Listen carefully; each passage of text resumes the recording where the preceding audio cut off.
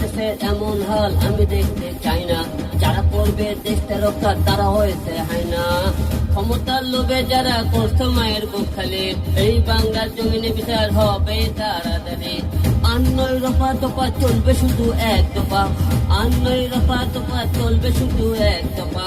এই সরকার আর চাই না ছাত্র ছাত্রী ঘোষণা। এই সরকার আর চাই না জনগণের ঘোষণা।